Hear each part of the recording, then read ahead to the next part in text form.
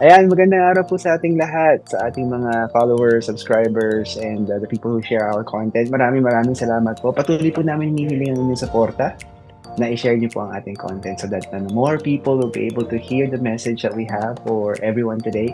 And we hope na meron po kayong mapulot na nuggets of wisdom that you can apply in your life. And eventually, be successful. Sabay-sabay po tayo maging matagumpay sa ating journey sa buhay. Ayan, maraming salamat po for greeting our viewers. So ngayon, ang pag-uusapan po natin ay yung New Zealand. Okay, you being in the New Zealand. So, syempre, alam ko na marami pong mga Filipinos out there na gustong mag-abroad. And I think na one of the countries na kanilang kino-consider or alam ko, a lot of Filipinos, even ako personally, mga kakilala ko, friends ko noon, ay nagpupunta sa New Zealand. So, Coach, can you please share us a bit of a background? Parang, what brought you to New Zealand? Yan. Thank you. Okay, so it was actually a chance opportunity. So, si mom and my wife actually went here.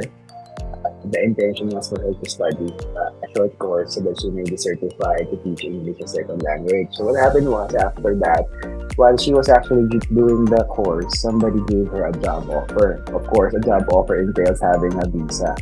So eventually she had her working visa, she was able to teach. So she invited us over to check out New Zealand for purposes of understanding what the country is all about, the culture and what it represents. So when we came over here, immediately within the first 2 months, we loved it because my youngest daughter, Dana, and myself came over here. And then, we found out that the culture is really nice. People are nice. It's like, when you were in Manila and you go back, let's say in the 1970s or 80s, that type of culture actually resonates with me so much. Ang ganda niya kasi na conservative yung mga tao, mabait yung mga tao.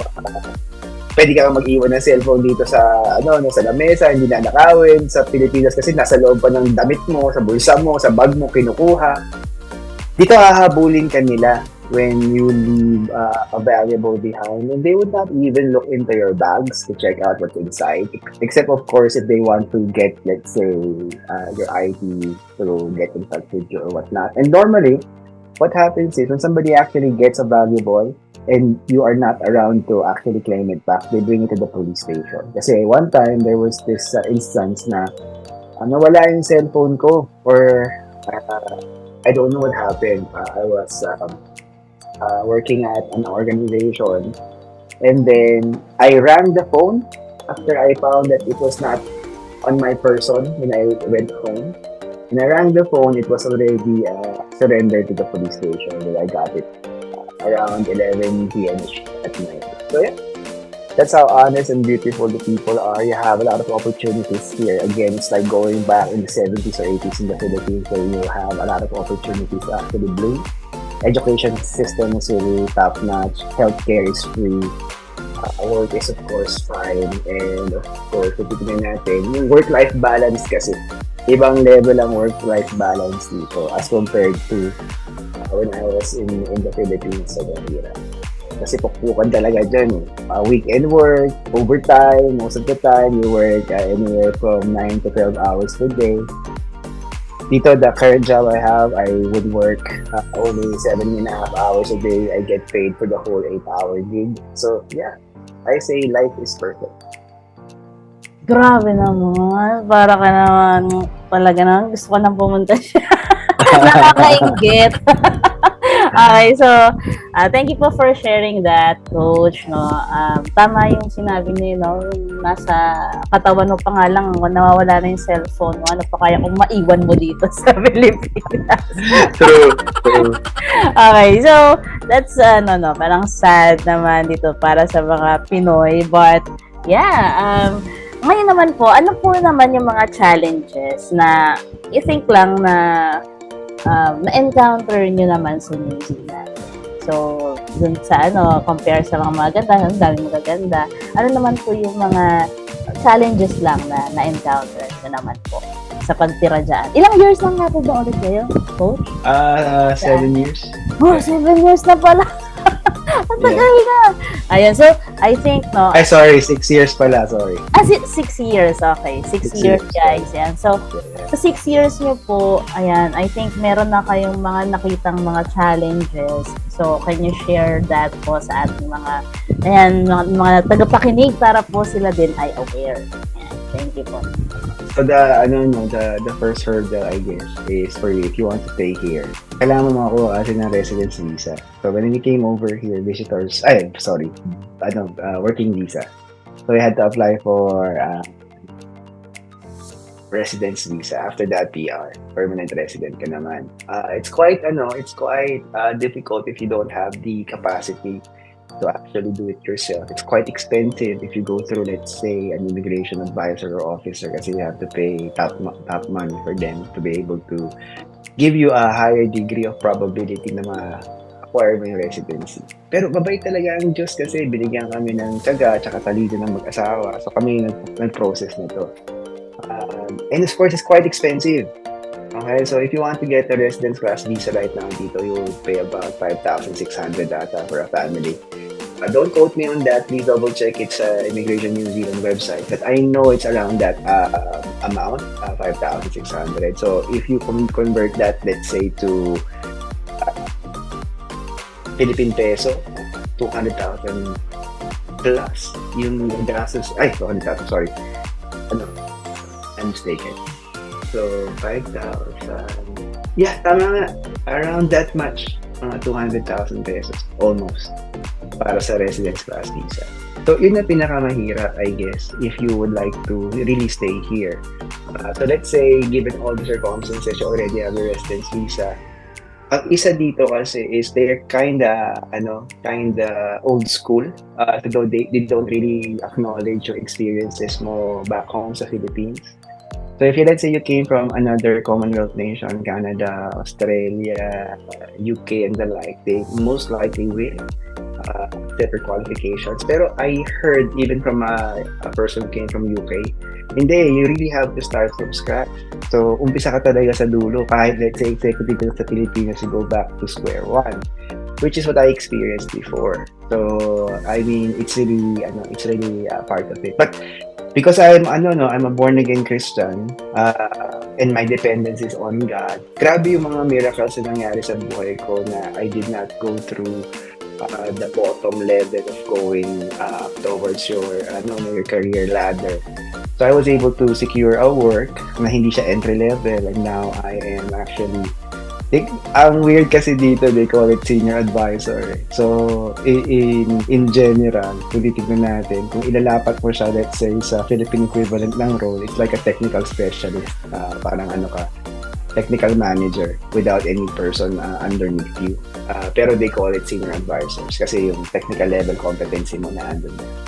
So, that's how beautiful God is. Kaya nga, importante talaga ang pananampalataya sa Panginoon. And, the next hurdle, of course, after your career is the people. Because there are still people who would view you as a threat because you are Asian and you have a different way of doing things. You are actually more energetic. You are more focused on your work. You would like to, finish your work as quickly as you can. Kasi mga volume, workers tayo, di ba? And because, normally we believe that yung value na you deliver doon sa organization is very important. Ayaw mo syempre malugi yung organization from your perspective. Syempre yung kultura natin, pag binitbit mo rito, para ang pabibo o pabiba. So they would feel threatened kung meron silang insecurity, or they would not actually allow for your ideas to flourish. Especially if your ideas actually really makes a lot of sense, which most of the time we do make a lot of sense because we're quite advanced sa ating technology sa work. So those are the three main hurdles kung titingnan natin. Ngayon, yung mga Pilipino nakita ko rito, just observing yung mga Filipinos dito kasi nabibitbit pa rin kasi yung ugaling Pilipino na pwedeng ipagpabukas yung mga bagay-bagay. So marami tayong mga kababayan dito na sana resident na, kaso dahil nagpabukas, inabot na nung failure to file, or let's say, nag-iba na yung immigration statuses. Ayaw nilang maniwala, titigas ng ulo, hindi ko maintindihan kung kanino sila kumukuha ng impormasyon. So may mga napauwi, kahit mga 10 years na sila rito. Kaya nga, sa mga nakikinig nitong itong pyesa na to, this video, mag-ingat kayo sa fake news. At pakinggan niyo yung mga taong tulad ko na magsasabi sa inyo ng totoo kahit masakit sa tenga. Kasi kailangan niyo marinig yung mga bagay na masakit sa tenga para maunawaan niyo ano yung totoo. Kasi marami talagang kung ano-anong sinasabi. Katulad ng one time, may nag-inquire sa akin. Sabi sa akin, Sir John, ganito, ganyan, ganito. Sabi ko, saan mo nakuha yung informasyon na yan? Sa Facebook po. Saan mo nakuha yung informasyon na sa YouTube po? Sabi ko, nasa New Zealand ba yung taong yan? Yung Pilipino na kinukuha mo na impormasyon. So mag-ingat tayo sa fake news kasi kung titignan ko, that's the main hurdle in most Filipinos na hindi talaga nag-research on their own, or that they don't have the patience to actually do things na in a difficult way. Kasi ang hilig pa rin natin kapag hindi natin gusto yung ginagawa natin, kasi di ba easy, di ba? So you try to get information from other people na you find easy to swallow. Diba? So, yakapin mo ngayon yung pagkatapos mo yakapin. Palpak pala. So, pulutin ka sa angko. So, those are the hurdles in terms of that. Saka syempre, kung galing ka sa Pilipinas, malamig pag winter. So, mag-a-adjust ka talaga sa lamig. Diba? So, but overall, those are the top 3 for myself. Tapos yung number 1 naman, as I have observed other Filipinos, yung mga kababayan natin dito. Ayun.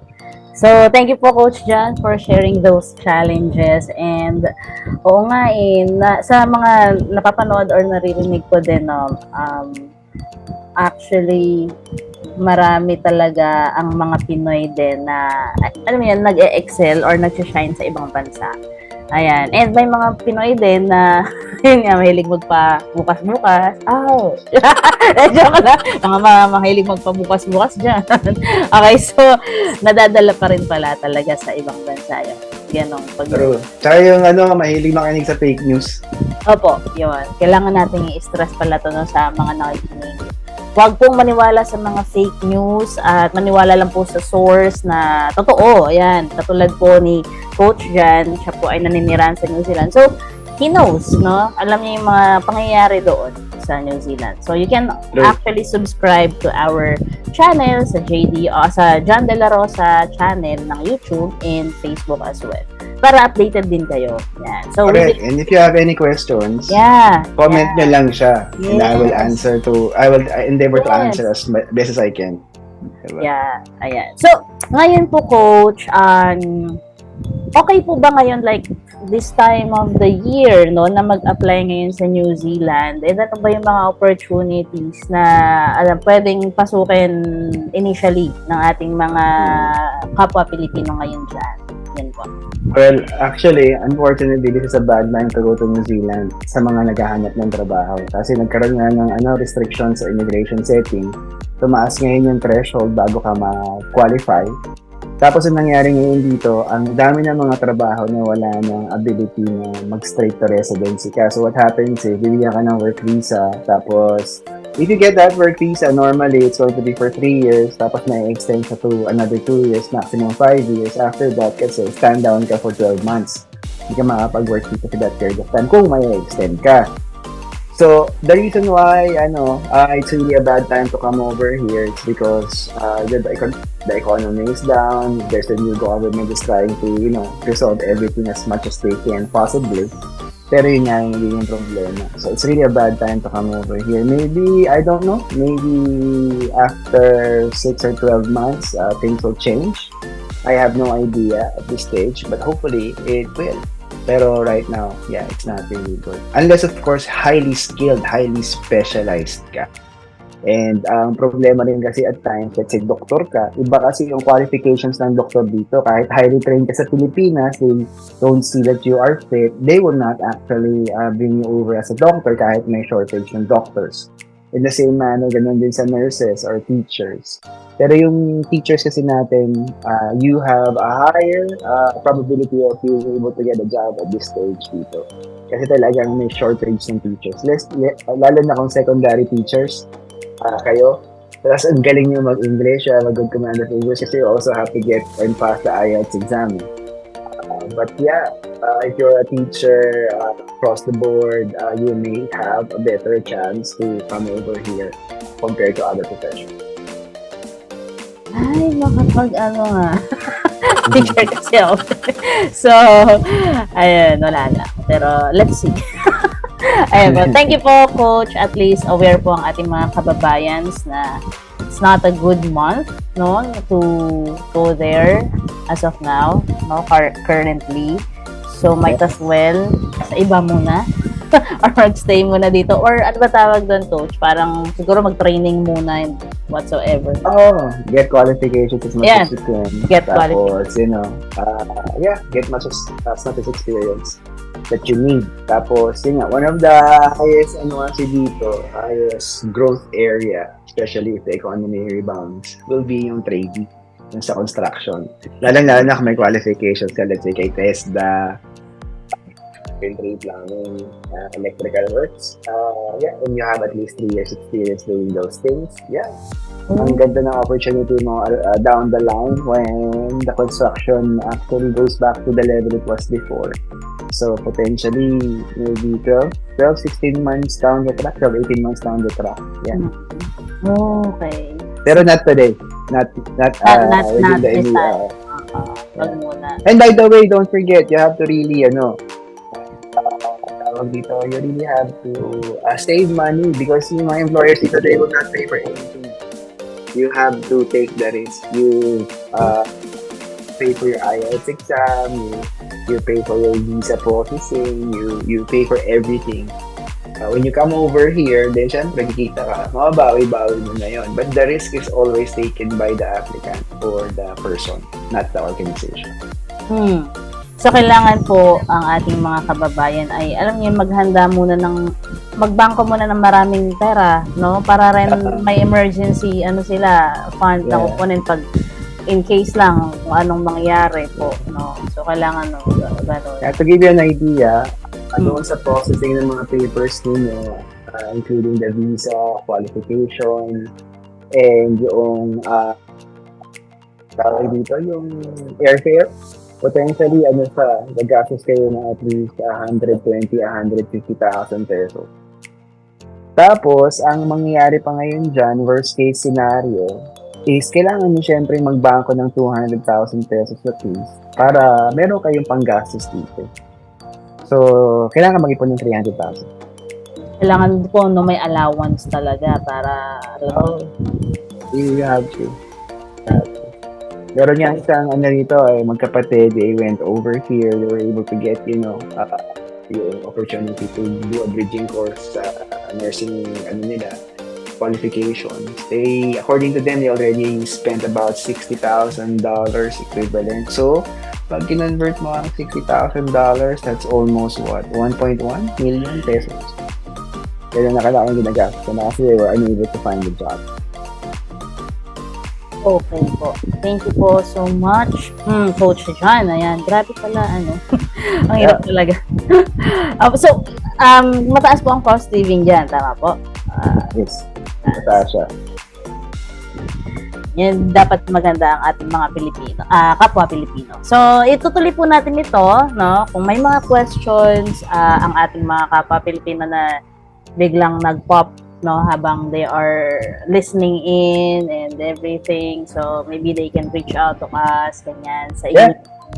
And sasagutin po namin via this video or, pwede kami mag-PM or something. So, yun po ang ating gagawin. Thank you so much for your time, Coach John. And anytime. Anything po you would like to say sa ating mga kababayan before we let you go? Yeah, I was a guest in one of the radio programs here. And I always tell people, please do take care of the information that you feed yourself. Iwas tayo sa fake news. Most often than not, the truth is quite hard to swallow, but at the end of it all, it's the right thing to do. So please do make sure you get your information from the right sources. Kasi pwede ko kayong tulungan doon sa mga links ng official websites on where to go. For as long as we'll understand what your needs are based on the questions that you will provide us. So okay, mag-hesitate to comment doon sa mga social media platforms natin kung ano man yung mga questions niyo. And again, we will endeavor to answer you as best as we can. But normally kasi the process that we use is we push you towards the right organizations to have a go in terms of research and potentially have a chat to the people or the organizations that are critical in your queries para you get it from the horse's mouth. I am just speaking mostly from experiences and of course doon sa mga tao rin na nakausap ko at dahil din sa trabaho that I did before. Ayan. Okay po. Thank you po, Coach John. Maraming salamat po. And have a good day, guys. Thank you. See you on the next video. Bye!